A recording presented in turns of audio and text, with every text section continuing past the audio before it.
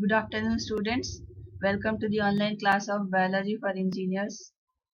In today's session, we'll start with Unit 5, Biology and its Industrial Applications.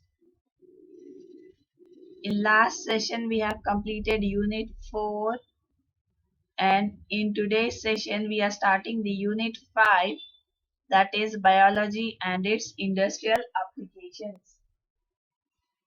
In this unit, you'll study about the applications of biology at the industrial level, the role of biology in the field of industries, introduction of different biological processes at the industrial level,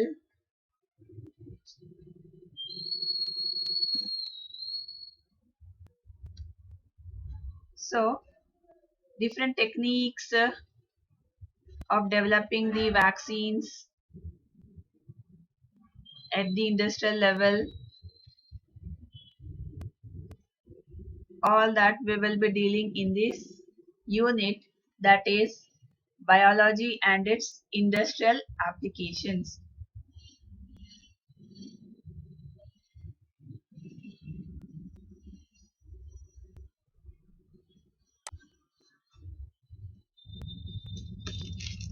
Topic in this unit 5,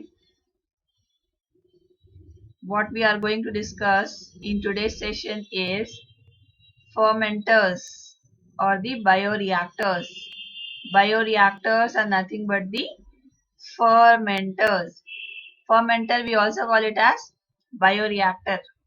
Bioreactor, you have this in your unit 5, that is biology and its industrial applications. Bioreactor, it is a device that supports the growth of cells. Bioreactor or fermenter, it's a device that supports the biological active environment for the growth of cells or tissues. This fermenter or bioreactors, we are using it for the production of different proteins,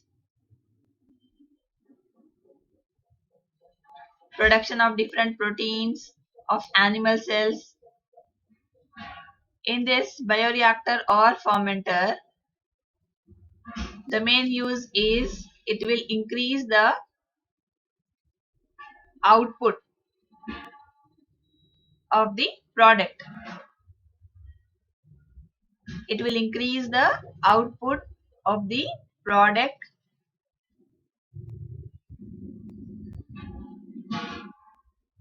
The proteins at the pharmaceutical levels, what we are producing, the output will be high by the usage of fermenter or bioreactor. The pharmaceuticals products output will be high by using this bioreactor or fermenter.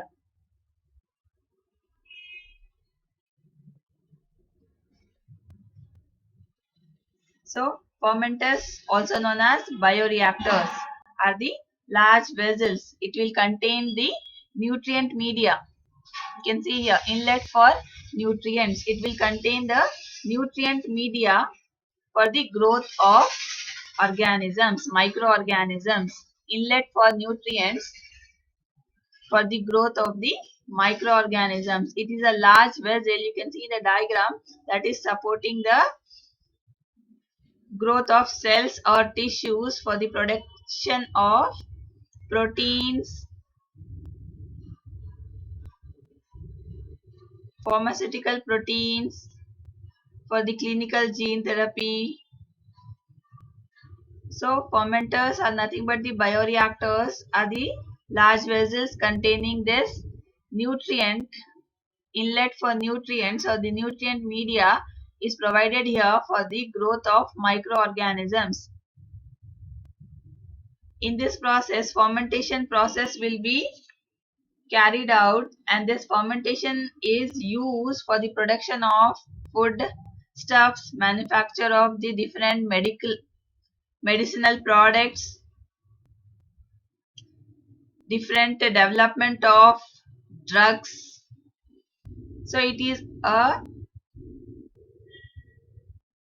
large vessel, you can see here, which is used for the manufacture of different medicinal products.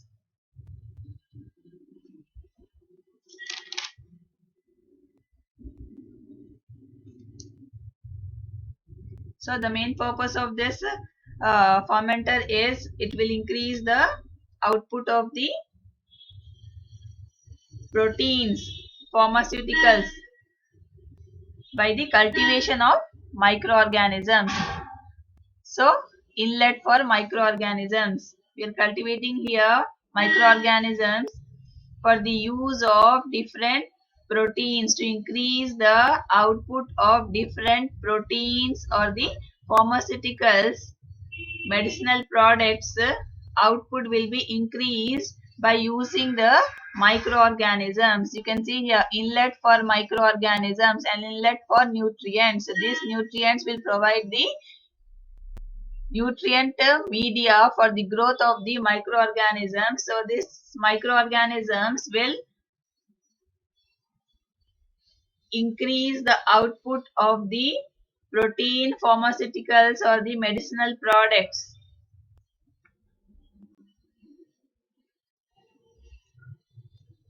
You can see here stirrer also, stirrer. Stirrer, we can also call it as agitator, is used for stirring the components of the vessel here. For stirring purpose, we are using this stirrer to get a uniform suspension of cells or the tissues or the nutrient media what we are providing through this inlet. Uniform suspension, to get a uniform suspension of cells or the nutrient media, this stirrer is used for stirring the components of the fermenter. Different components are stirred by the usage of stirrer. The fermentation process are carried out here by the fermenter. We can also call it as fermentation vessel or bioreactors. You can also see here inlet for cool water, sterile air is also passed, outlet for the product. The main purpose of this fermenter or bioreactor is it will increase the output of the product what we are getting here at the end by the usage of microorganisms. High value proteins, pharmaceuticals are cultivated by use of microorganisms in the fermenters.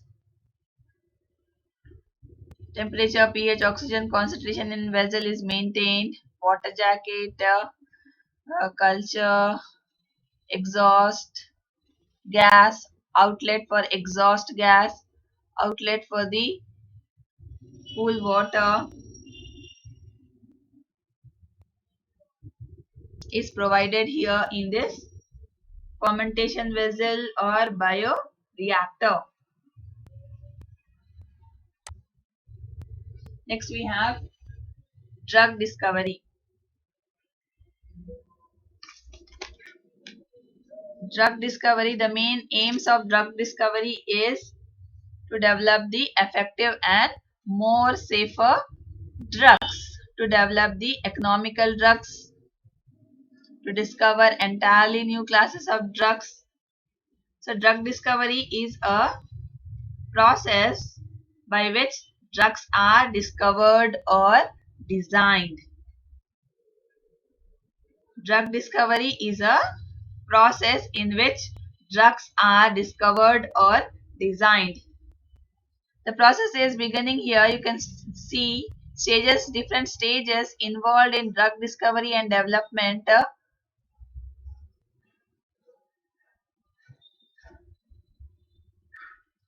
The process is beginning with the identification of the lead molecule. Lead molecule here is lead identification or lead molecule identification of the lead molecule, nothing but the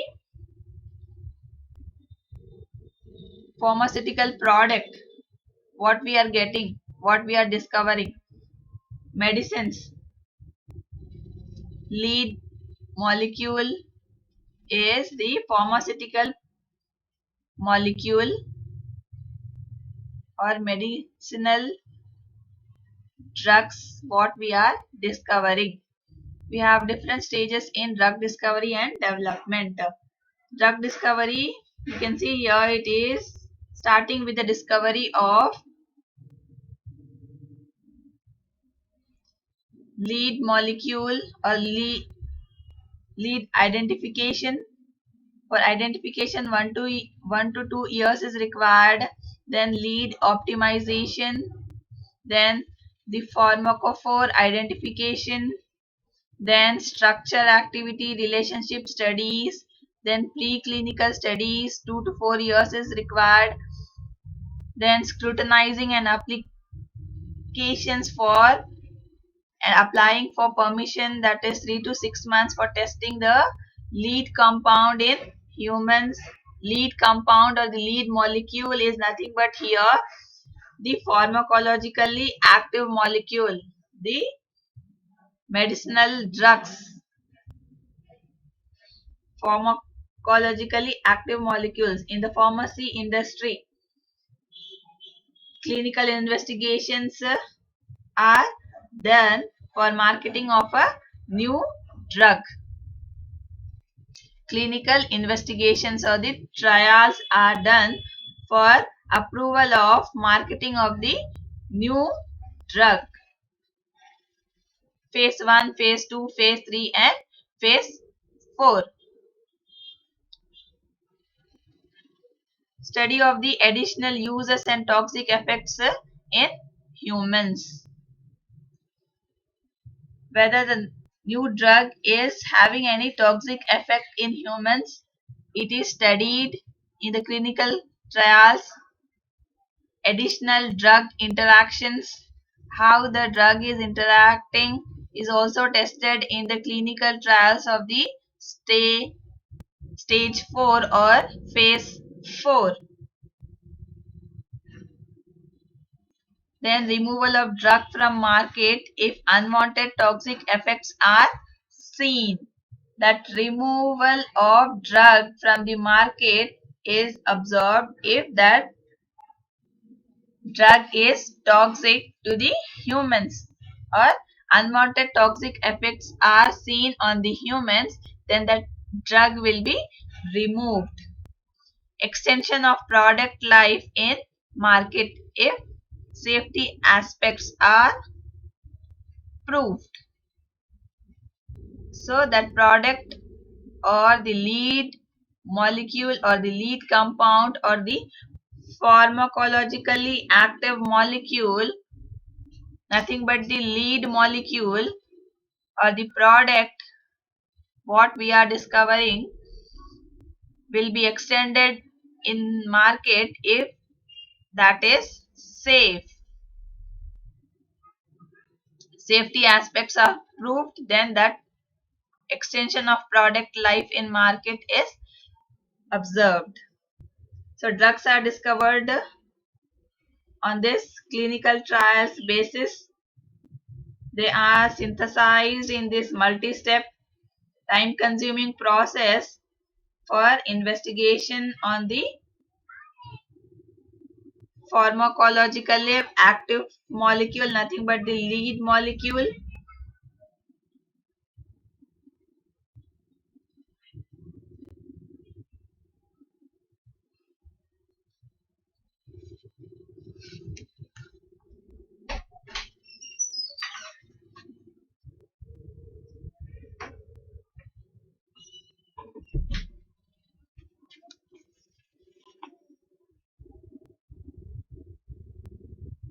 So the drugs were discovered, different drugs are discovered basis on this stages involved in drug discovery and development, and these are the aims of the drug discovery: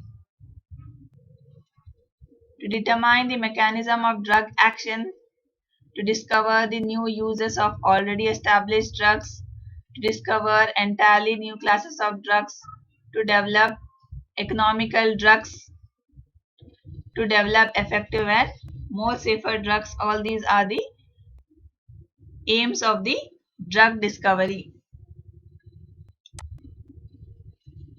Next we have biofertilizers. Biofertilizers are the environmentally friendly fertilizers used for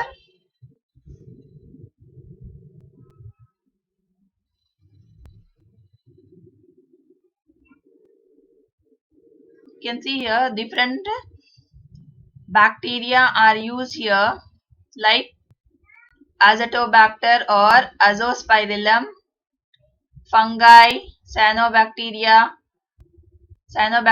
we also call it as blue-green algae,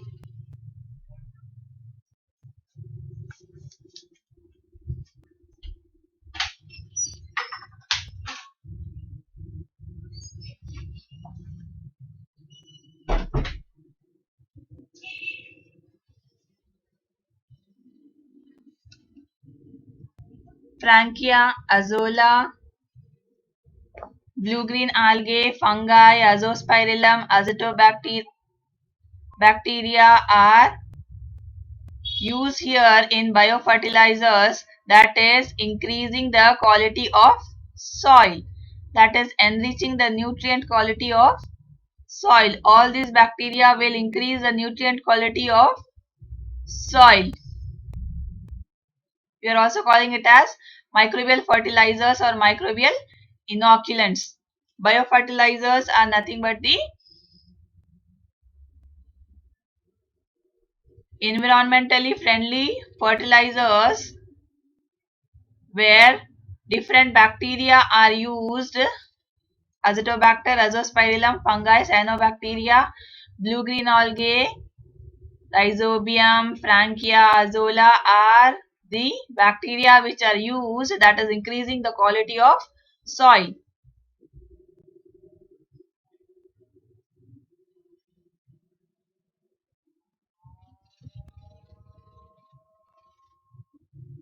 Quality of soils will be increased by the use of this biofertilizers that will help to encourage the growth of plants and trees. The quality of soil will be increased, so plants will be grown easily. Biofertilizers will contain the nitrogen fixing biofertilizers. We have different types of biofertilizers. First one here is nitrogen fixing biofertilizers. These nitrogen fixing biofertilizers are of great importance in agriculture because they are increasing the growth of the plants and trees. The biomass production at a larger extent is also increased. Sustainable agriculture, they are useful in organic farming, significant role. They have a significant role in agroforestry. So in agricultural level, at the agricultural level, these biofertilizers are used to increase the quality of soil. To increase the quality of soil, the biofertilizers are used. First type here is nitrogen fixing biofertilizers. Second one is phosphate mobilizing biofertilizers. And the third one is cellulolytic or organic matter decomposers. So three categories of biofertilizers has been identified. The first one here you can see, the second one is phosphate mobilizing biofertilizers, third one is cellulolytic or organic matter decomposer. Next we have bioremediation. Bioremediation is a process in which the use of bacteria, fungi and plants to clean up the contaminated sites in the environment. We are using the bacteria, fungi to clean up the environment. The living organisms help to convert the hazardous materials of chemical pollutants. The toxic materials or the hazardous materials of the chemical pollutants are converted into less toxic or non-toxic components by the use of this bacteria in the process of bioremediation. So, use of living organisms like bacteria and fungi to convert the toxic materials into the less toxic or non-toxic substances is nothing but bioremediation. Bioremediation is considered as an eco-friendly and cost-effective method for cleaning up of the pollutants in the environment. So, use of the living organisms to clean up the contaminated sites, to convert the hazardous materials into non-hazardous materials by the use of this bioremediation process is nothing but the concept of bioremediation.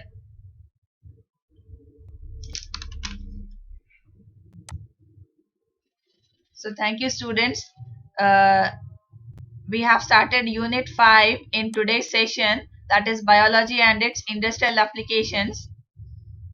And in this we have discussed about bioreactors, drug discovery, biofertilizers and bioremediation.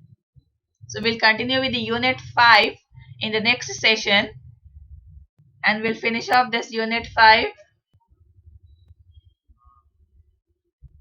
So thank you.